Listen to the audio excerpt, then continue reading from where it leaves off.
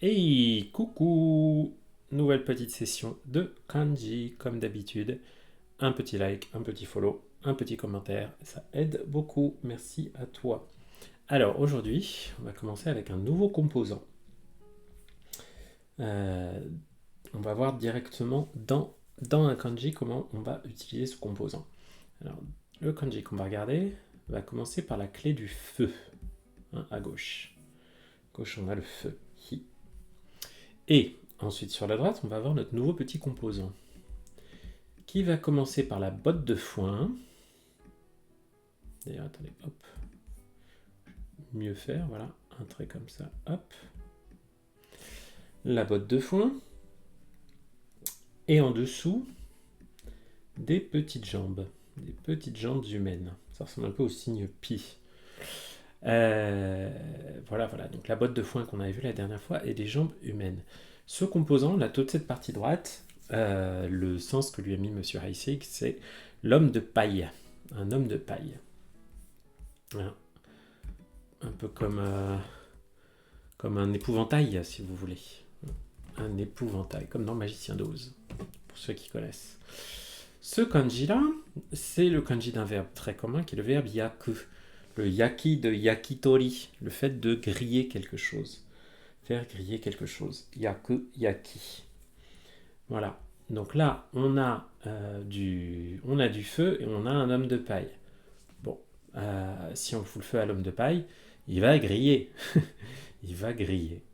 Voilà. On a chaud pour indiquer le fait de se consumer, par exemple. Takoyaki, vous voyez, les takoyaki.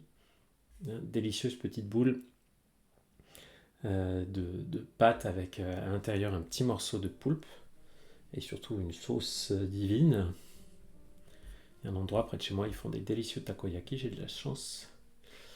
Voilà, yaku yaki. Donc je trouve qu'avec, voilà, il est suffisamment imagé avec le feu et l'homme de paille pour qu'on imagine que si on met le feu à l'homme de paille, ben, il va cramer, façon Jeanne d'Arc. Voilà. Le suivant. On va avoir le soleil cette fois-ci, le soleil le jour, et à droite, notre homme de paille.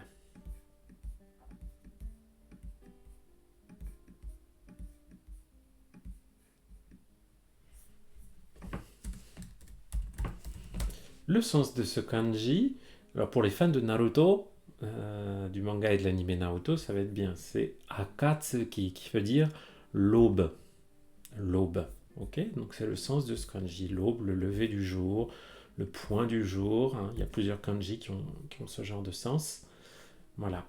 Donc un kanji moins courant que celui qu'on avait juste avant, parce que bon, Akatsuki, c'est un peu poétique, c'est un joli mot, mais on ne le trouve pas super souvent.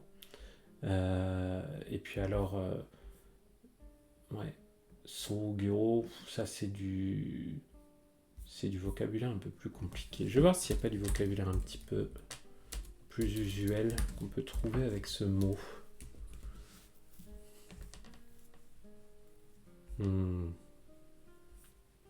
Gyo, c'est Vénus, l'étoile du matin.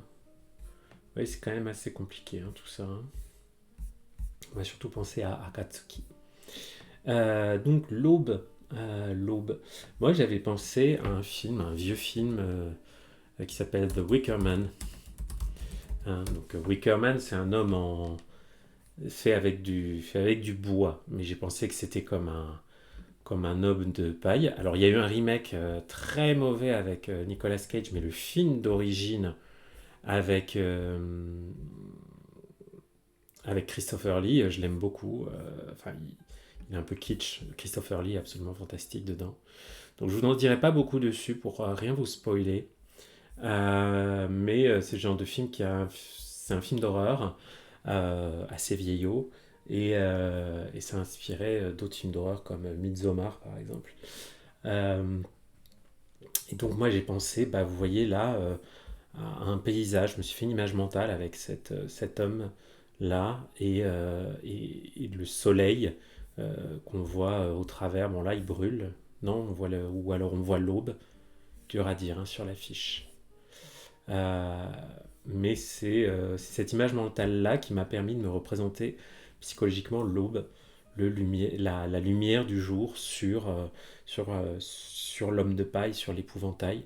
Vous pouvez aussi penser à une belle vue dans la campagne, avec par exemple, ouais, l'aube sur les champs, avec l'épouvantail qui est réchauffé par les rayons du soleil. Ça peut être assez joli, ça peut vous rester en tête. Le suivant, alors le suivant c'est un composant qu'on va voir dans pas mal de kanji. Voilà. En termes d'éléments qui le composent lui-même, vous voyez, on a un peu une sorte de croix de Lorraine. On a deux plus là, l'un à la suite de l'autre, et les deux petites cornes là. Hein, deux plus, le 10, l'aiguille, tout ça, et deux petites cornes au-dessus. Donc le sens de ce kanji, c'est la moitié. Hein, la moitié. C'est le han du mot hanbun, qui veut dire la moitié. Voilà, jusque-là, on est à peu près cohérent. Quoi, ils nous l'ont mis en N5? Ah, je l'aurais pas vu en... Ah oui, parce qu'on s'en sert pour dire l'heure, bien sûr. Hein, quand vous voulez dire il est 1h30, vous allez dire ichiji han, 1h30. Eh bien, c'est ce han qu'on va utiliser, la moitié, une demi-heure. Sinon, vous avez le mot hanbun. Aussi la prononciation nakaba, prononciation kun, qui veut dire au milieu de, une grande partie. Voilà, voilà. Donc celui-là, c'est un peu plus un pictogramme. Je sais pas vraiment comment. Moi, je me suis pas forcément fait d'histoire mnémotechnique parce que c'est vraiment un kanji qu'on voit un milliard de fois, qu'on retient assez facilement parce qu'on le voit très, très, très souvent. Donc il est dur à oublier.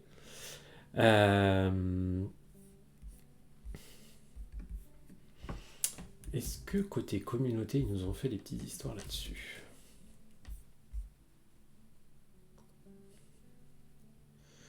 Ah,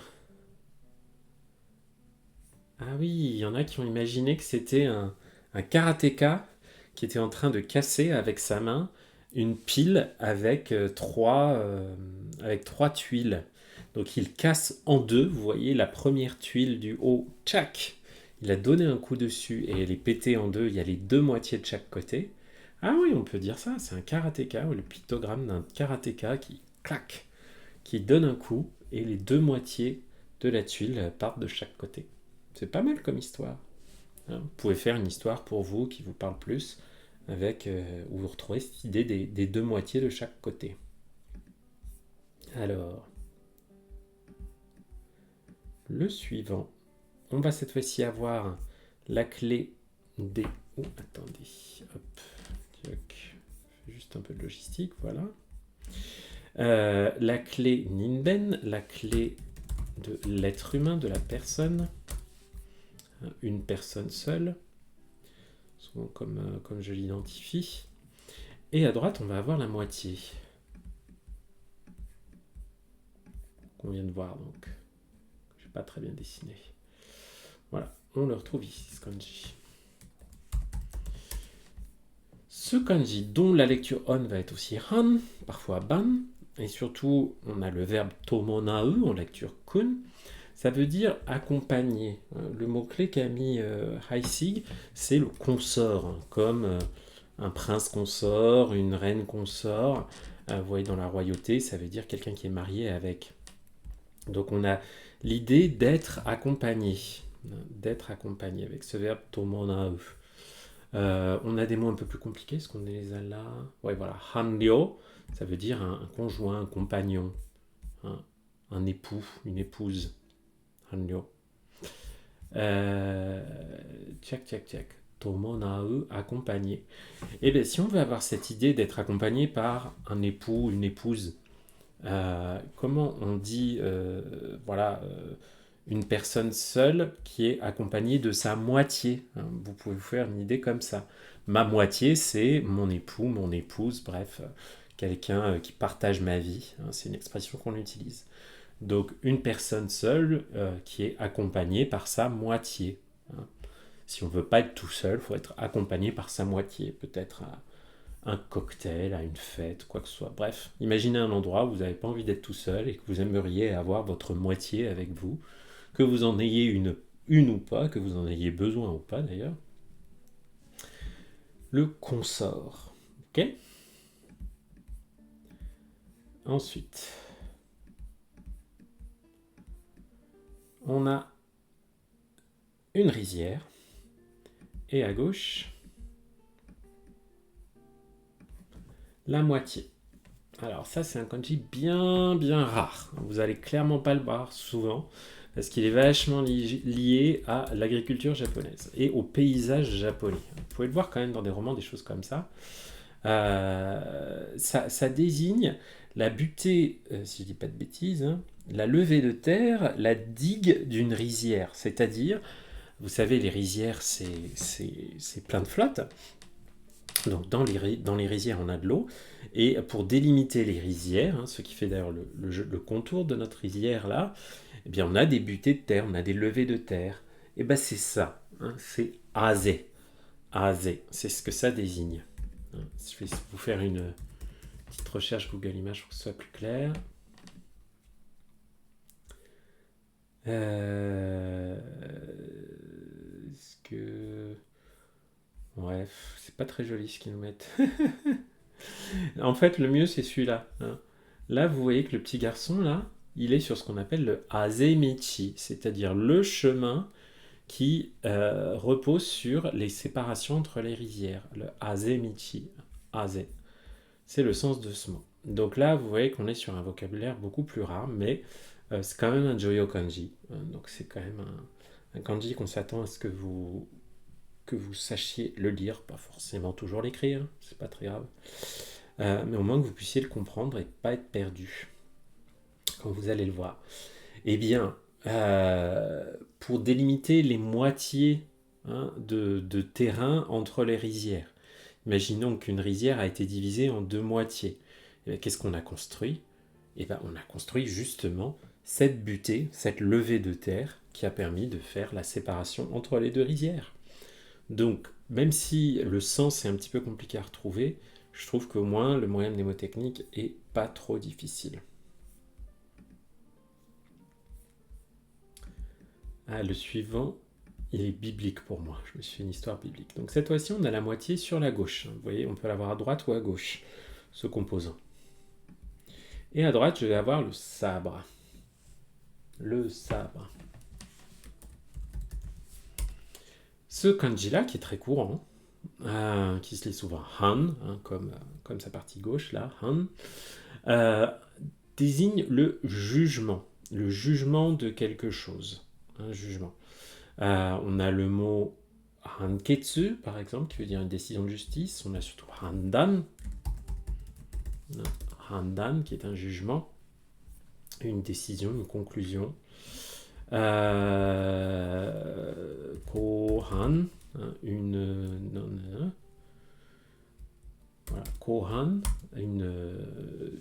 comment dire, un procès, un jugement public. Voilà. Ça peut être wakaru, wakaru qui veut dire comprendre, se diviser.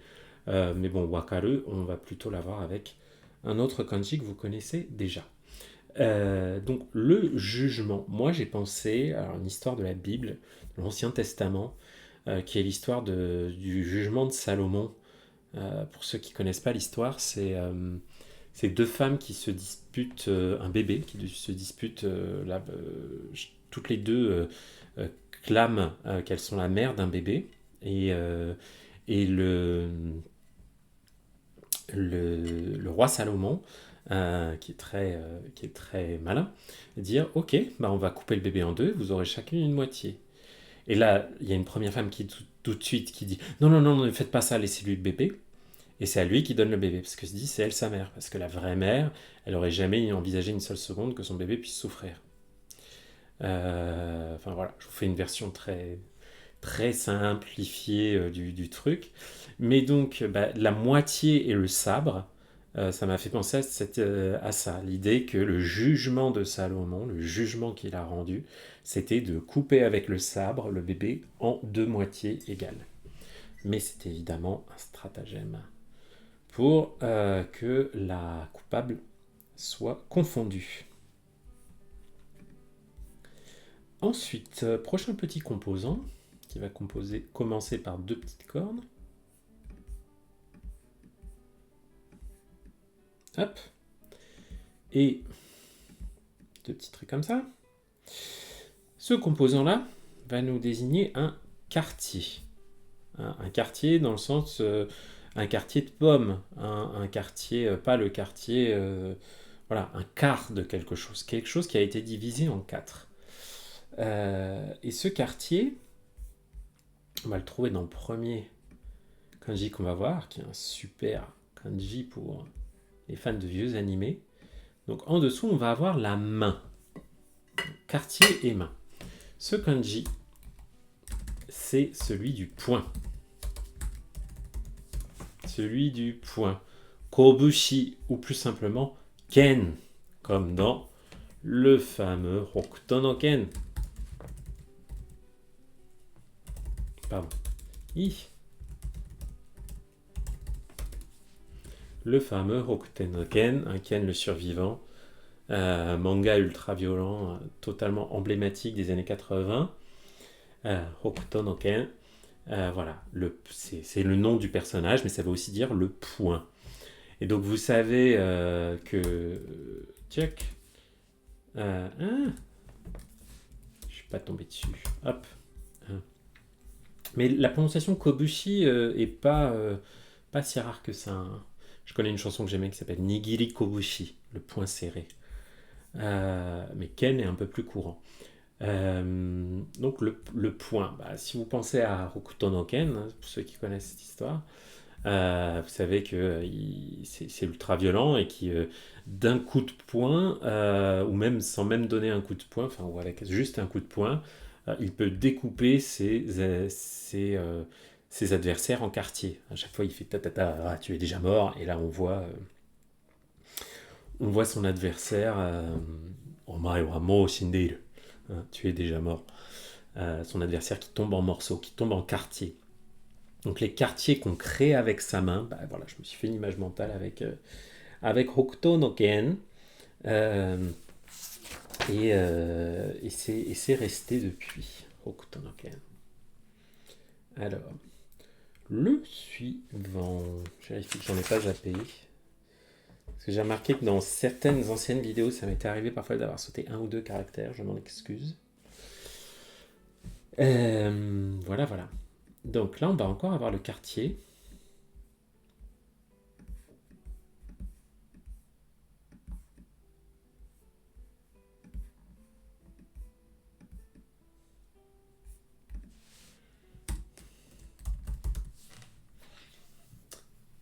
Donc, ce kanji-là, se prononce aussi Ken, mais c'est un ticket, un coupon, un petit billet.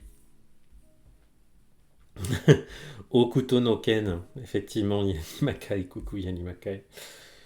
Il a les poings, les mains comme des couteaux qui découpent. A priori, a posteriori. Nani. J'espère que tu vas bien, Yanimakai. Alors, donc, où on en était? Donc, notre quartier, hein, notre coupon, notre petit ticket. Hein, pensez à notre petit ticket qu'on prend pour aller au spectacle ou pour simplement avoir son ordre de passage chez le médecin, dans l'administration, tout ça.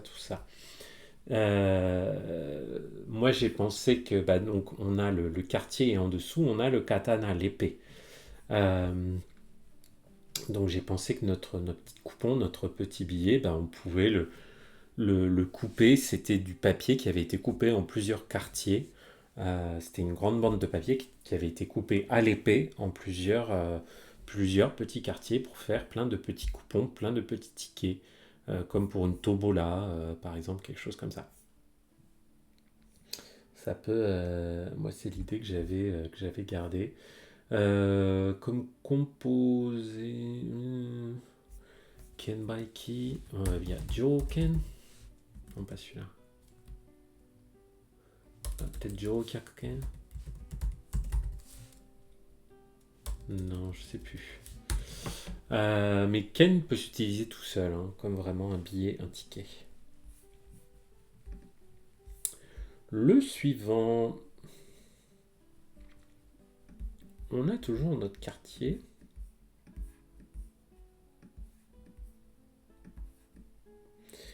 Et cette fois-ci en dessous, on a un serpent.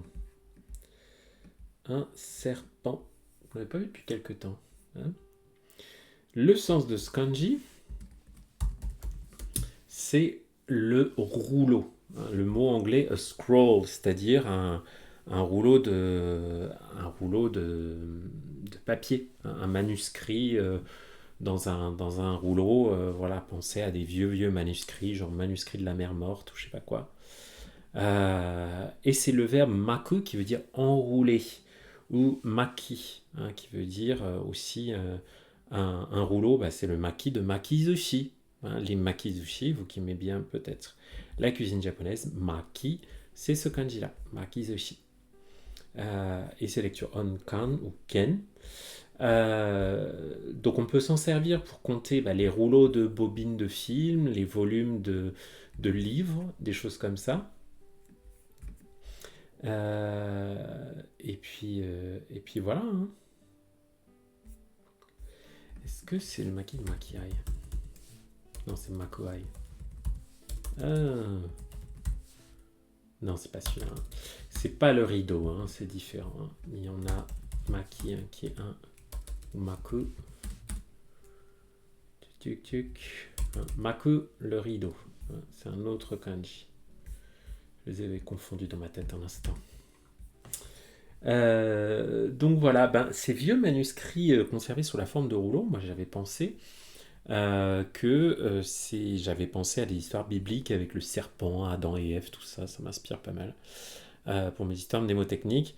Et donc j'avais pensé que dans les vieux manuscrits de la mer morte, qu'on avait retrouvés en sous forme de quartier, puisqu'ils étaient quand même tellement vieux que voilà, qu'on ne retrouvait pas trop ce qu'il y avait dedans, qu'ils étaient pas très bien conservés, qu'il y avait un serpent, une histoire du serpent comme dans la Bible, et que voilà, c'était ces vieux rouleaux qui contenaient cette histoire du serpent de la Bible. D'où mes vieux rouleaux. Le suivant, on va prendre notre rouleau là, et on va le mettre dans une clôture, dans un enclos. Eh oui, un grand enclos carré qu'on avait déjà vu dans d'autres kanji. Hop. Voilà. Il va se lire pareil, hein, encore que les autres. Il va encore se lire Ken. Il va avoir un sens assez précis. Celui-là, c'est une sphère, un cercle, mais surtout dans le sens d'un endroit, une sphère dans laquelle on évolue, une sphère de gens qu'on fréquente, par exemple. Hein, c'est souvent, très souvent utilisé avec un sens figuré, hein, une étendue. A range en anglais, comme on dit. Vous le trouvez avec des mots compliqués comme Keisoken, ici la stratosphère. Hein. Seiryokuken, la sphère d'influence. Donc la sphère, mais pas forcément la boule, hein, la zone. La zone, parfois la zone un peu imagée, voilà, dans laquelle il se passe des choses. Quelle histoire je m'étais fait avec celui-là? Est-ce que je m'en souviens? Pas sûr.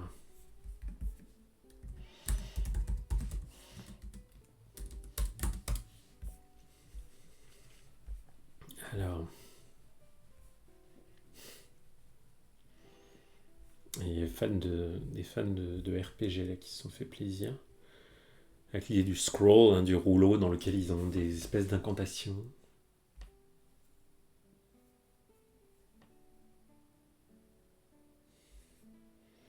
Ah, la sphère de la connaissance humaine, les rouleaux. Ah. Est-ce qu'on peut imaginer les rouleaux comme étant enfermés dans quelque chose. Ah, peut-être que je m'étais fait une histoire avec la scientologie. Vous voyez, les religions, ça me parle dans l'histoire mnémotechnique.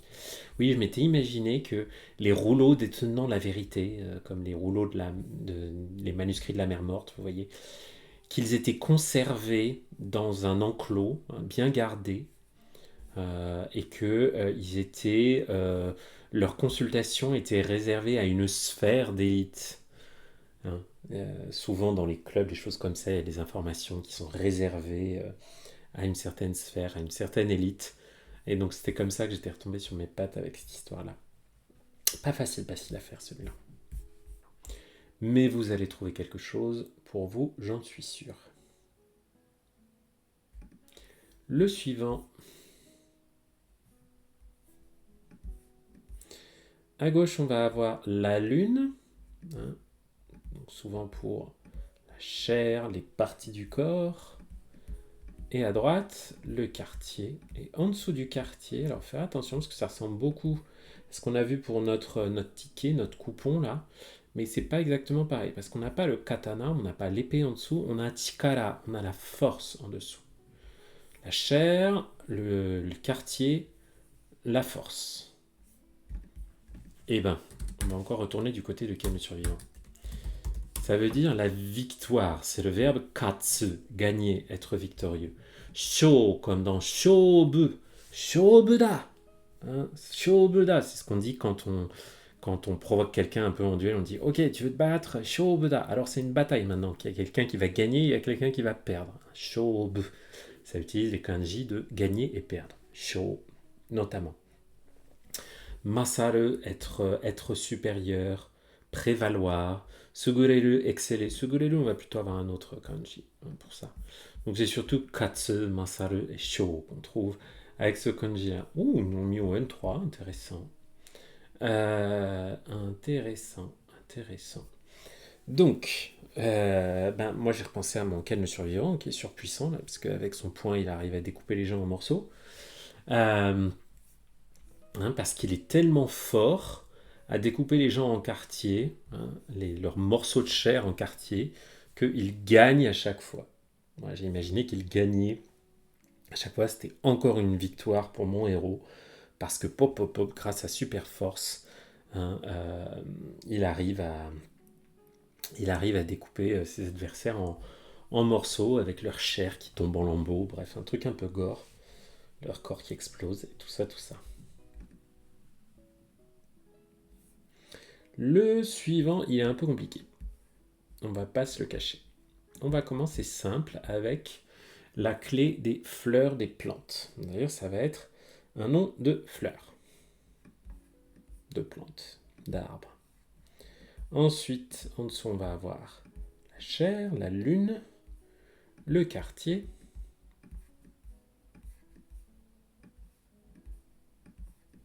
notre petit quartier, et en dessous, un grain de riz. Un grain de riz. Il me l'a bien reconnu. Merci jisho.org. Ce kanji-là désigne une plante qui est la glycine. En anglais, on dit wisteria. En japonais, on dit Fuji. Rien à voir avec le Fujisan. Fujisan, le mont Fuji, c'est avec deux kanji et pas celui-là. Donc ça désigne une glycine. Voilà, la glycine, c'est un joyo kanji. Pourquoi? Je ne sais pas. C'est surtout aussi quelque chose qu'on trouve dans beaucoup de noms, de noms japonais. Par exemple, si je ne dis pas de bêtises, Sato. Hein, voilà, Sato, c'est un nom de famille très courant. Et bien, le to, c'est la glycine. C'est la glycine. Donc voilà, comment on va retenir la glycine? Pas facile. Pas facile. Je crois que je m'étais fait une histoire de Hanami.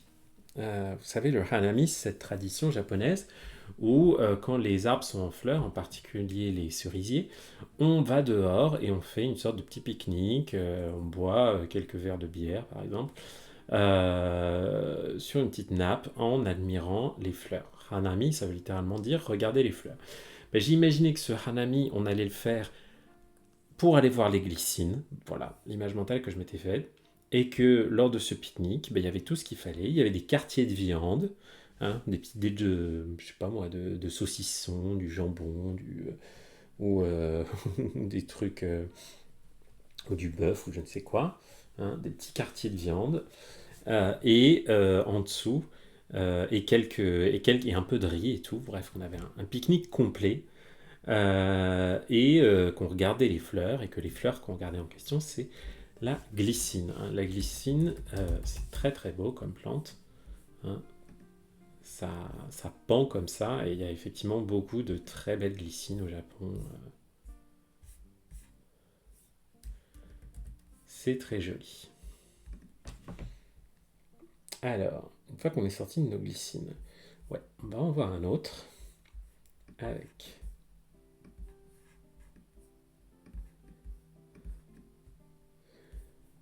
la chair toujours, la lune, un quartier,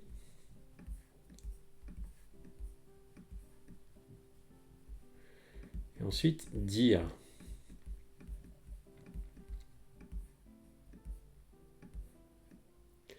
Dire quelque chose. Alors, est-ce qu'il me l'a repéré lui?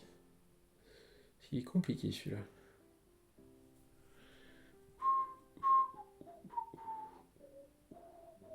Où es-tu? Où te caches-tu, petit? Je suis certain que tu es là. C'est pas toi. M'embête lui. Pas grave, je vais le trouver par les radicaux. Alors, donc on va lui mettre la lune. 1, 2, 3, 4. 4 traits pour notre lune. Voilà. Ensuite, on va mettre dire. 1, 2, 3, 4, 5, 6, 7. Hop. Et là, il va me le trouver. Il est là. Ça y est. Donc, parce que comme il se prononce tôt, j'aurais mis un petit peu de temps avant de le retrouver. Surtout que c'est pas un kanji hyper courant celui-là, hein. Le mot-clé que lui a mis Haïsik, c'est le fax. Bon, ça nous parle pas beaucoup, hein, fax, on s'en sert pas trop, hein. Moi, j'ai mis l'idée de reprographie, de photocopie, voilà, hein. Miméographie, joli mot, mais bref, une photocopie, une copie de quelque chose. Et là, j'avais repensé à un truc très bizarre, un scandale qu'on avait eu il y a pas mal d'années, où il y avait eu des surgelés d'une marque, je crois que c'était Findus, qui s'était retrouvé avec de la viande de cheval dedans. Et donc j'avais imaginé que cette viande de cheval, c'était une copie, voilà, une pauvre photocopie, une pâle copie de quartiers de viande normaux, de viande de bœuf, mais que la société avait dit, ils avaient dit que c'était du bœuf, alors qu'en fait c'était du cheval, hein. Voilà, donc c'était à partir de cette histoire que j'avais vaguement retenu l'idée de quelque chose de faux, d'un facsimilé, mais je vous avoue, ce kanji, il a un peu du mal à rester avec moi, parce qu'on le voit quand même vraiment pas très souvent. Donc essayez de trouver quelque chose qui vous parle à vous. Ah, le suivant, il est très très joli, j'aime bien, parce qu'il a une forme qu'on n'oublie pas. Il commence par un grand trait qui se courbe légèrement vers le bas, puis hop, il fait un peu penser, je sais pas moi, à la lettre H. Il est beau lui. Ensuite, un T inversé, et puis cet angle-là, hein, qui fait pas de petit crochet au bout, vraiment un angle droit. On dirait quelqu'un qui est en train de faire, qui est vu sur le profil et qui essaie de faire tenir en équilibre ou quelque chose de vertical, ou alors un serveur qui a une bouteille sur son plateau et qui vous la présente, quelque chose comme ça. Ou peut-être le bachelor qui est en train d'offrir une fleur, si ça existe toujours ce truc. Voilà. Le sens de ce kanji, c'est un seul côté, une simple face, une partie, un fragment de quelque chose, hein. Voilà, on le trouve, comme tu as mis Animakai dans le chat, dans le verbe katazukeru, qui veut dire ranger quelque chose, sans doute remettre les choses d'un même côté. Donc il y a cette lecture kata, hein, souvent comme une sorte de préfixe à autre chose. Et on a aussi euh, qui veut dire un côté aussi. Tac, tac, tac, tac. Qu'est-ce qu'on va se trouver comme mot sympa avec celui-là? Alors, il est très imagé celui-là, donc j'ai un peu du mal à part kata zukeru. Ah, kata omoi. Kata omoi, c'est un super mot. Hein. Omoi, omou, c'est penser. Là, en l'occurrence, penser à quelqu'un, être amoureux de quelqu'un. Hein. Euh, Ah oui, Nishikata dans Karakai Jozu no Takagi-san Yanimakai. Ouais. C'est comme ça qu'il s'appelle, un Nishikata, c'est un personnage. Nom de famille. Hein. Donc, kata omoi, ça veut dire qu'on pense à quelqu'un, mais que c'est que dans un sens. Il y a cette idée que c'est un seul côté. C'est un seul côté. C'est le kata des katakana. Hein. Hahen, un fragment, un morceau. Il y a l'idée de quelque chose qui est incomplet ici. Hein.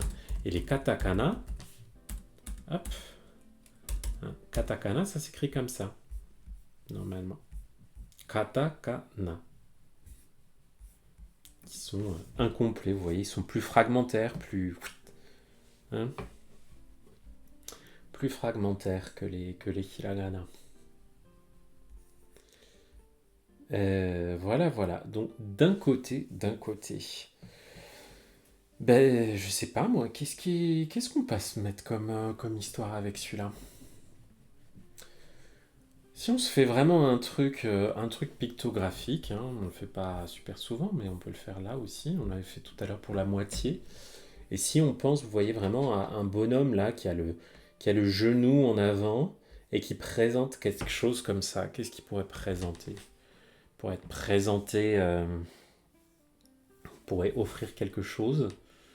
Et sa fiancée, elle ne voit que d'un seul côté, elle voit que ce qu'il y a en face, mais elle ne voit pas ce qu'il y a derrière. Peut-être que derrière, le cadeau en question, il est tout pourri. On peut se faire une histoire comme ça. Elle voit un seul côté, elle voit une seule face, et de l'autre côté, elle voit pas que en fait c'est tout pourri et que en fait c'est un cadeau tout pourri que lui fait son fiancé qui se met à genoux devant elle. Ça pourrait marcher.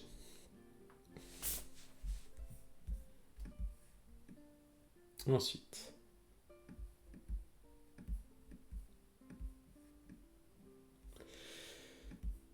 là, on va donc utiliser notre kata, notre fragment, notre simple face là sur la gauche. Et à droite, on va avoir le kanji de anti, contre, le contraire. Ok? Le sens de ce kanji là, c'est l'édition. On trouve ce kanji dans shupan par exemple, qui veut dire le fait d'imprimer, de publier quelque chose. Shupan.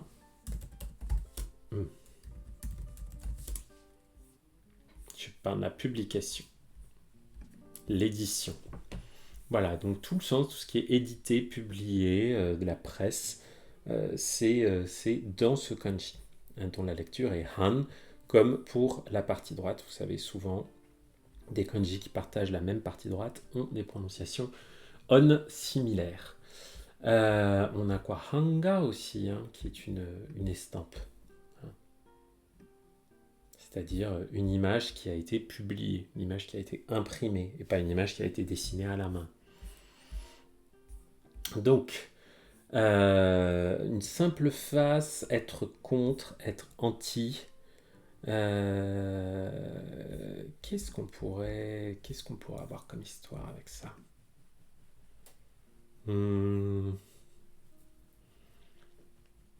L'antithèse d'une simple face, c'est l'impression recto verso. Ouais.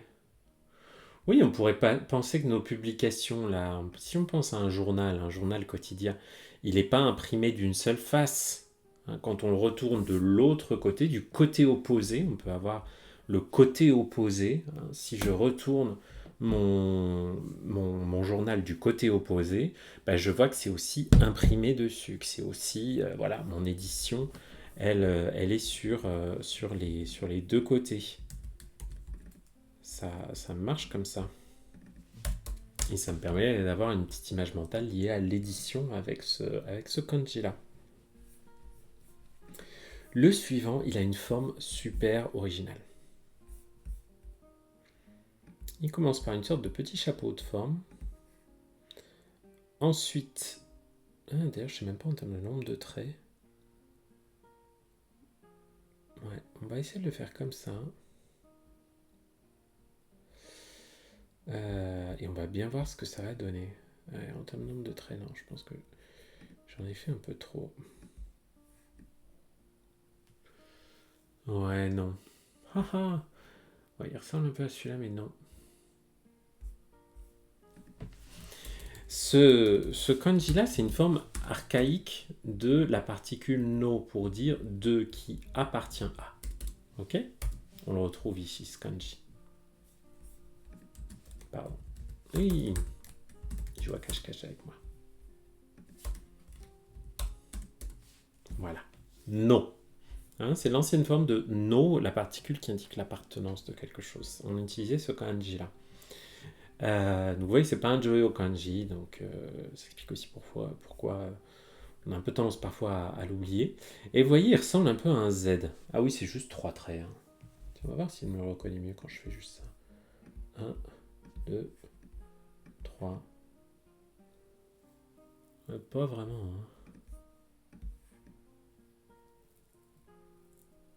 Hein. Non, il a du mal à me le reconnaître. C'est pas grave.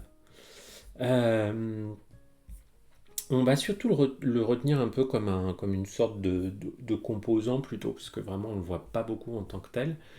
Et comme composant, on va plutôt prendre le fait qu'il ressemble à un Z pour penser que c'est le Z de Zoro. Alors Zoro, c'est complètement ringard maintenant, mais ça a été un personnage de films et de séries pendant longtemps. Un un justicier masqué. Euh, je sais plus si c'était au Mexique ou aux États-Unis. Enfin bref, dans des zones chaudes de l'Amérique.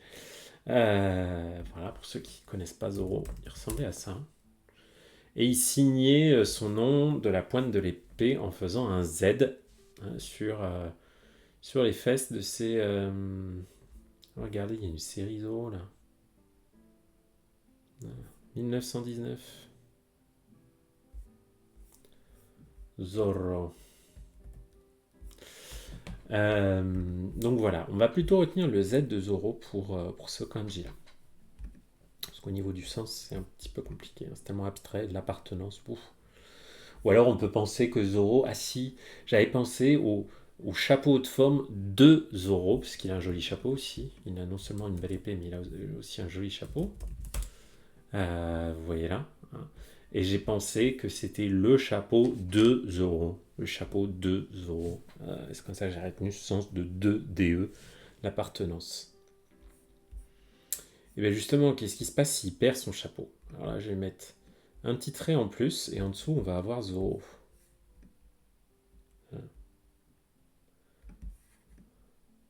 Ah là, il me l'a reconnu. Merci beaucoup. Merci Jisho, tu es un site web, donc tu t'en fiches que je te remercie, mais je le fais quand même. Alors, ça ne veut pas du tout dire destitution. Hein, là, c'est le terme anglais. To be destitute, en anglais, ça veut dire être très pauvre. Être pauvre. Donc, vous voyez, toboshi, tomoshi, ça veut dire pauvre. En lecture on, on a bo, c'est le bo de l'adjectif bimbo, qui veut dire pauvre, la pauvreté. Et voilà. Eh bien, moi j'ai pensé que notre Zoro, avec son chapeau, là au-dessus, vous voyez, il y a en plus vraiment un trait au-dessus pour imaginer son chapeau, il servait il mettait dans son chapeau de l'argent qu'il avait volé aux riches et qui ensuite il allait distribuer aux pauvres. Hein. Zoro, c'est une espèce de. Je l'ai imaginé comme un Robin des Bois, même si en vrai c'est un personnage un peu ambigu, parce que c'est lui-même un très riche monsieur dans sa véritable identité. Voilà, donc il met de l'argent dans son chapeau, Zoro, pour aller le distribuer aux pauvres. Toboshi, Tomoshi, c'est pas très courant comme terme, mais bimbo, oui. Bimbo, clairement. Rien à voir avec une bimbo. Hein. Bimbo. Ensuite, et si je mettais des fleurs à Zoro? Yes. Les fleurs de Zoro, ça va nous donner du gazon. Eh oui, parce que chez Zoro, il y a un très beau domaine. Il arrose bien, il ne devrait pas d'ailleurs, peut-être qu'il y a la sécheresse. Bref, j'ai imaginé que Zoro, il avait plein de fleurs qui poussaient au milieu d'un très beau gazon, parce que c'était un très riche monsieur dans la vraie vie. Voilà, donc petite histoire avec, comment il s'appelle? Don Diego de la Vega, je crois, hein. Don Diego, ouais. Et ces histoires de Zoro, hein. Shiba, on trouve notamment le terme Shiba Feu, qui veut dire la pelouse. Shiba Feu, la pelouse. Shibai, qui est le théâtre, le drame, une pièce de théâtre. Shiba. Ensuite, alors ce kanji-là et ce composant-là, il est vachement important. On commence par un grand trait là au plafond. Ensuite, on dessine un peu comme une personne, un être humain, personne seule. Et ensuite, un petit trait comme ça. Ce kanji-là, il a un sens très puissant, c'est la négation. Ça veut dire non. Quand vous l'avez en préfixe d'un mot, ce kanji-là, c'est une négation. Ça veut dire que ce n'est pas ce que vous avez après. Par exemple, Furio. Furio, hein, Ryo c'est quelque chose de bien et tout, bah Furio c'est quelque chose de pas bien, quelque chose de qui est mauvais, qui est délinquant. Vous voyez que ça, voilà. Feu Kisoku, Kisoku c'est la régularité, le règlement. Kisoku ça veut dire irrégulier. Voilà, donc ça vient nier. Donc c'est important, il est très important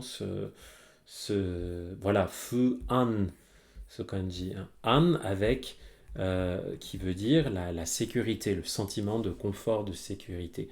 Fu An, c'est l'anxiété, l'inquiétude. Voilà, donc préfixe négatif. Comment on va lui trouver un sens négatif à cette personne? Cette personne, à ce kanji, qu'est-ce que je raconte moi?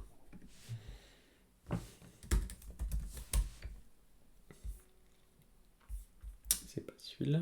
Voilà la négation, négatif. 1 en dessus de 0.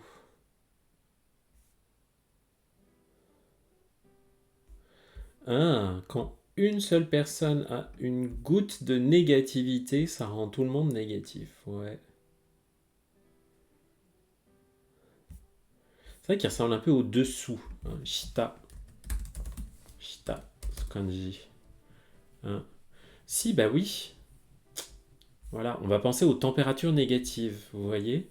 Hein. On est en dessous de 0, ça ressemble au dessous, là c'est une version miroir. Quand on est en dessous de 0, qu'on a des températures négatives, une petite goutte d'eau là va se transformer en petit glaçon. On peut se faire une petite image mentale là, avec les températures négatives. On va faire ça. Le suivant, il a un sens très proche, puisque ça veut dire nier. Nier quelque chose. Vous voyez que j'ai ma négation en haut et en dessous, j'ai ma bouche. Bon, bah, pas très compliqué. Hein. Nier, refuser quelque chose. Bah, imaginez que vous, voilà, quelqu'un qui dit avec sa bouche toujours non, c'est quelqu'un qui refuse, quelqu'un qui dit toujours non, qui est dans le déni. Imaginez peut-être un criminel ou quelqu'un qui s'est fait attraper par la police. Il subit un interrogatoire. On lui demande, voilà, est-ce qu'il a commis le crime, et il va, avec sa bouche, il va répondre non, il va dire non, il va nier. Voilà, voilà. Et le suivant, qui va être le dernier qu'on va voir aujourd'hui. Celui-là, je me souviens de l'histoire que je m'étais faite. Donc, j'ai à gauche le bois, l'arbre, et à droite la négation. C'est une histoire un peu triste là-dessus. Le sens de ce kanji, dans la prononciation on c'est hai, et la prononciation kun c'est sakazuki, c'est une tasse de saké. C'est un compteur pour le nombre de tasses qu'on va boire. Ce hai, on le trouve légèrement déformé dans kanpai, hein, kanpai, qui veut littéralement dire cul sec, le fait d'assécher sa tasse de saké. Un kanpai, c'est ce qu'on dit quand on trinque. Santé. Un kanpai. Prosit. Voilà, mais voilà, c'est parce que c'est notre tasse de saké, notre cupful, notre verre, hein. Quand on veut compter 2 verres, 3 verres, etc., après 2 verres, tout s'accélère. C'est ce genre de kanji qu'on va utiliser. Et notamment, bah, moi, l'histoire pour retenir ce kanji, je m'étais faite avec quelqu'un qui n'avait pas dit non. Quelqu'un qui n'avait pas dit non à la négation avec cette partie droite. Qui n'avait pas dit non à un troisième verre de saké quand il était sorti. Résultat, il s'est emplafonné dans l'arbre. Il n'a pas dit non à un verre de saké et donc il a planté sa voiture dans l'arbre en rentrant. Bon, il est peut-être pas mort, hein, ou peut-être que oui. Enfin bref, tout ce qui vous aide à retenir plus facilement ce kanji qui se prononce donc hai. Et voilà tout pour notre petite session d'aujourd'hui.